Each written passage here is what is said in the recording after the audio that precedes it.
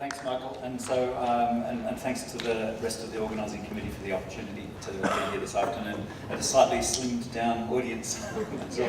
So what I actually thought I'd do is really talk a little bit about, do a bit of a summary analysis of the meeting as I've heard it, and draw a little bit on the IPCC special report. You can see the diagram from that on the front screen.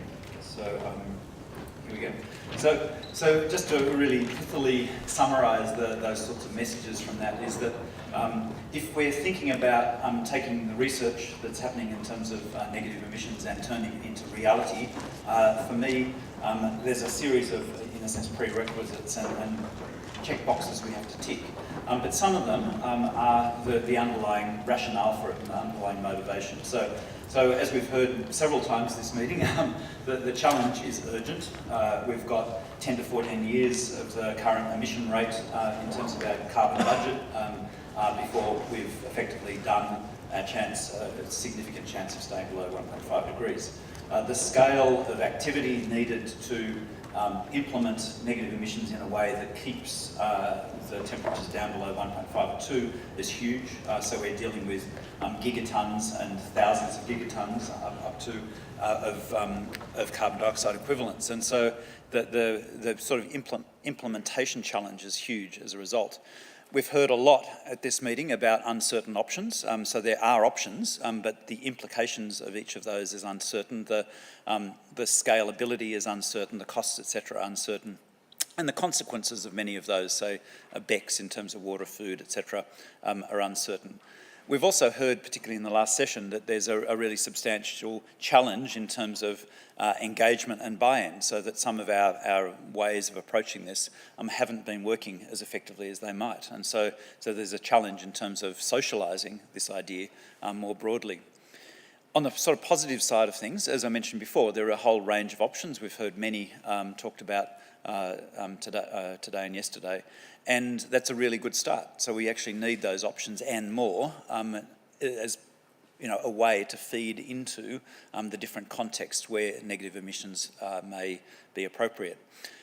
There's been a start in terms of essentially setting some priorities, or at least doing some filtering. So, for example, Andreas Oschlies yesterday talked about that. A series of different options, some of which looked much more positive than others, and some, from his perspective, had no-go zones because of implications out into the future, ones which were problematic.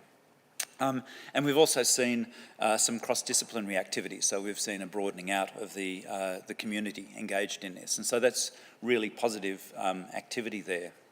So what I want to do here is just sort of focus particularly on that idea that Aaron talked about just recently, which is, what is the future that we want? And if we're to actually engage constructively in that, the fundamental of this issue is not the tech, it's not the technology. It's actually about the values that we have as individuals or as communities or as nations or as a globe, and our aspirations and our goals. And that's the core of the issue, in my view. It's not about the technology. So you don't put the technology in the central box, you actually put the goals and the values in the central box, because that determines then what are acceptable and unacceptable things, according to, say, the criteria that Andres put up yesterday. And if you're a policymaker focused on climate change, you've got lots and lots of different competing ways of addressing this. So it's not just about negative emissions, obviously, in a way. And so you've got people talking about energy efficiency as a way of having win-wins, increased productivity, reduced emissions. We've got lots and lots of technological mitigation solutions, solar panel, wind turbines, electric cars. There's a lot of information talked about waste in different ways, particularly food waste, as a way of reducing greenhouse footprints. We've got people who push economic instruments, carbon taxes, carbon markets, all vying for policy attention. We've got demand-side management activities. So if you reduce your demand in various ways, you can make it easier to achieve RED+ and various other instruments. We've also got discussions which are effectively about, largely forget about mitigation. Let's just do a really good job on adaptation and invest our activity there, and that's a narrative that policymakers can hear. And then there's other narratives, which is the denial narrative, which is just let's just keep on going as we are. Don't invest in mitigation, don't invest in adaptation because that's acknowledgement that things are changing. Just keep on going as we are. And so these are all different narratives, these are all different points of view that policymakers and others get exposed to. And negative emissions is just one of those. And so we need to have a really good case as to why a policymaker should pay attention to us. And so we, in a sense, have to actually do a lot of work here. So I think we've got some runs on the board, but we need a lot more. So what I've done here is essentially just got a whole series of dot points, roughly sort of collated under headers, like in this case, technical and monetary issues. And many of these dot points could actually fit under a different header. So it's not about arguing this only fits under this header, because many of them are then sort of located in different places. But in a sense, what I'm just sort of saying is if we really want this to become a reality, we have to sort of address and tick off each of these dot points. And it doesn't take many of these dot points or even one of these dot points to have a cross against it to actually be put aside in the policy context. So we really have to think very systematically about what's needed here to actually make this research a reality. So at the very start is that we need to have technically effective options. So at the moment we're very much focused on the assessment side of things, the integrated assessment models, the things that many people have talked about here at this meeting, including Jessica Streffler. And that's a really important step. We need to understand the broad scale sort of potentiality of different approaches. We also, though, need to have technologies that actually make those assumptions within those models real. So it's no good just having BECS, sopping up a couple of gigatons per year of carbon. There has to actually be a realistic technology that can do that. So right across the board, we actually have to have the technologies, not just the technical assessment, but the technologies as well. And that's very patchy. I think for some it's actually well known and others it's not. There's obviously some progress in terms of costs and benefits, and we saw various sort of cost structures put up here in this meeting. But a lot of them are very preliminary, I would say, in terms of a real analysis of in a sense, the project-based costs and benefits of different options. They're a good starting guide, but they're not adequate for investment. And that's okay. I mean, as long as you're honest about what their purpose is. And in fact, I think a couple of speakers did say, we're restricted to focusing on option assessment, not in terms of implementation. But again, if we're serious about this implementation, we have to not only have policy makers, I would argue we have to have private investment pooled into this domain. And if we have to have private investment, we have to do a really good job on this cost-benefit analysis on a project-by-project and on a programmatic basis. We haven't really touched on financing, but if we want to take this to the gigaton scale, we have to have serious amounts of money sitting behind this, which actually means a different type of engagement in terms of those discussions about the profitability or benefits of putting this up as an agenda. Which means we have to talk to the bankers and merchant bankers and the financiers and the insurance companies. At a broader scale, we also need the economic analysis that starts to look at the interactions across different sectors and across economies, so we actually don't do perverse activities, so one thing that has unexpected consequences at an economic level. We haven't seen too much on transition costs, so about how to go from where we are to where we want to be, whatever want means in a complex, contested situation like this. But we need to have some idea of the transition pathways and the costs of those pathways. And I'm not just thinking dollars, but there's lots and lots of other types of costs associated with transitions. And we need to have those worked through pretty well. And lastly on this slide, it's about effective markets. That argument that if we need private investment into this, we actually need to think about what are the investment vehicles, what are the methods of engaging in a way which is good information so people can make good investment decisions so that we can actually have a growing source of capital to invest in negative emissions technologies. And the cartoon is just to sort of signify that this is a competed for space. You know, if you don't go to a bank and say, I'm the only way you can invest money, they've got lots and lots of other places they can put their money. And so this is a contested space, and so we have to perform in that contested space. As various people have talked about today, there's also an ethical dimension to this. So we had Claire talking in the first day about some of those sort of moral issues. So there has been discussion here about ethics and moral principles. We've got the Oxford Principles, which I think, Claire, you're part of, and others, and I think that's a start. I don't think that's the end point, and it's particularly focused on geoengineering, not negative emissions, and there's different subtleties, I think, there, and so I think, you know, there's a good start, and so that's a really good thing. There's issues such as sitting under that, like distributive justice and intergenerational aspects of that, and procedural justice, which need to be addressed more effectively. And I think we're only just starting to think about those. And just a slightly, curveball sort of version of this.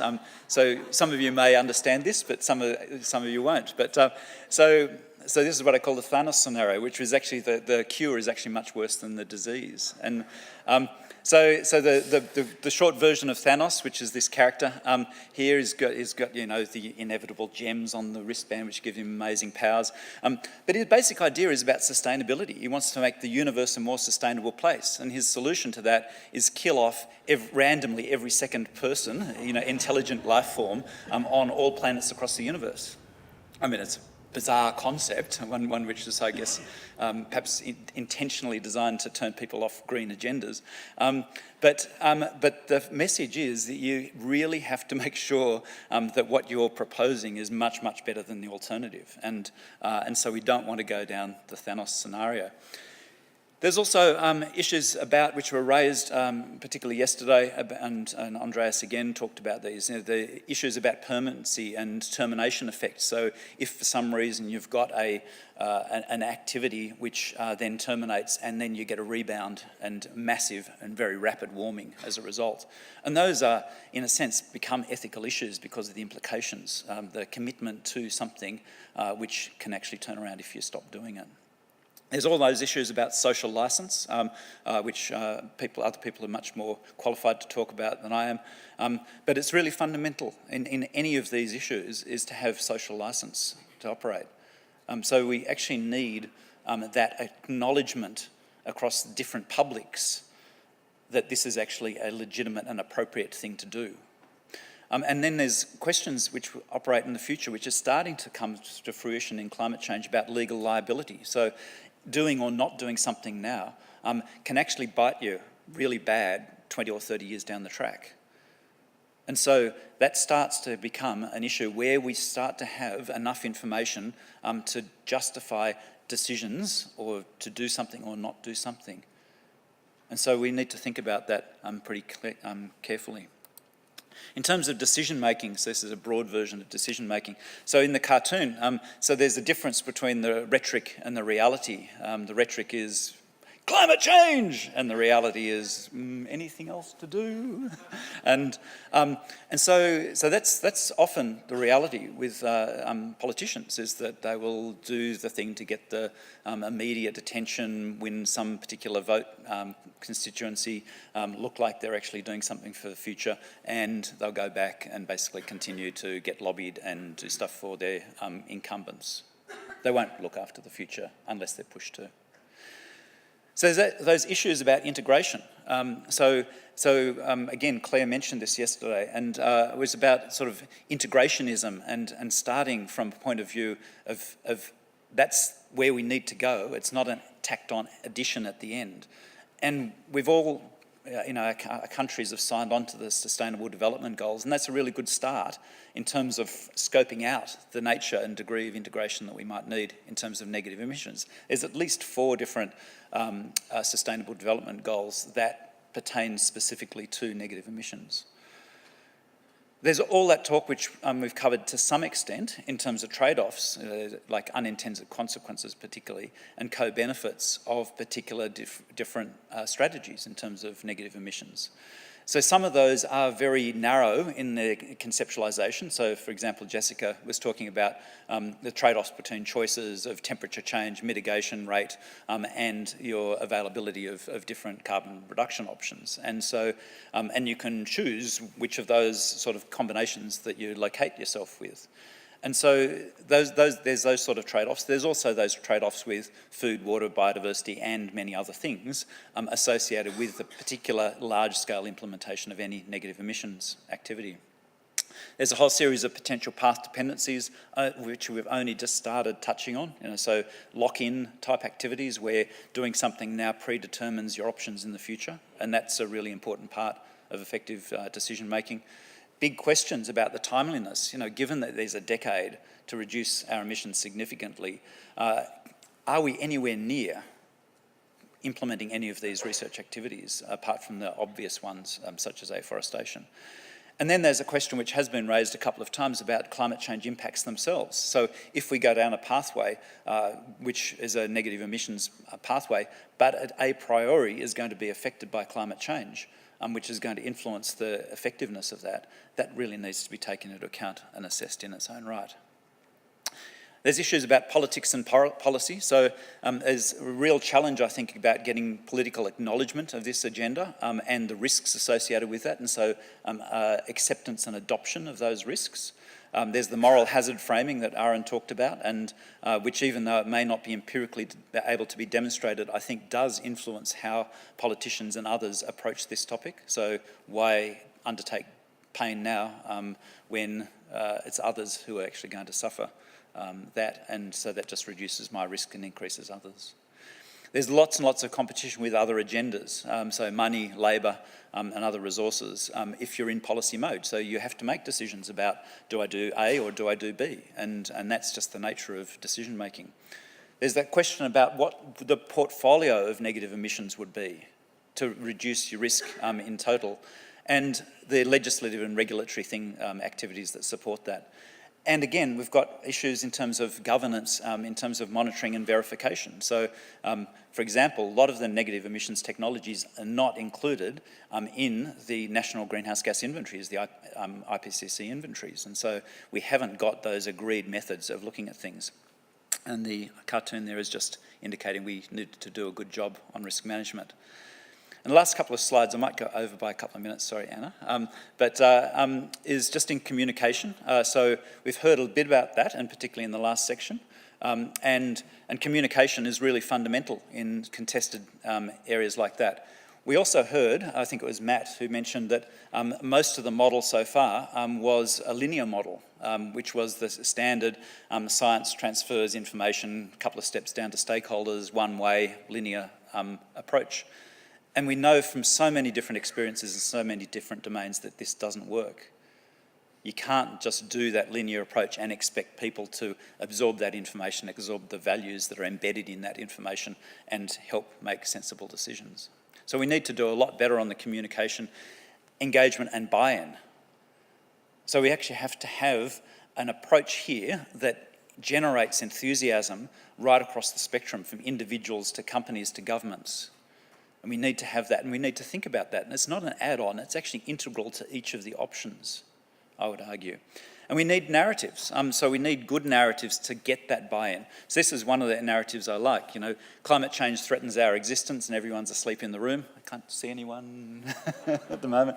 But someone changes the message, climate change threatens our economy, and all of a sudden people get really engaged and active. Energised. So that narrative is really important, actually connecting with the values that different audiences have, and that's what it's about.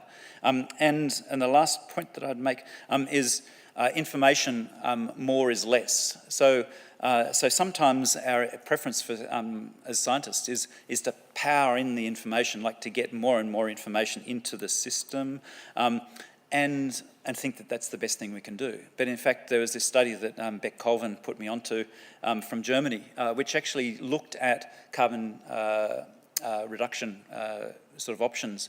And that what they actually found was really interesting, I think. It actually said providing additional information about CDR decreased the acceptance of CDR propositions across this sample.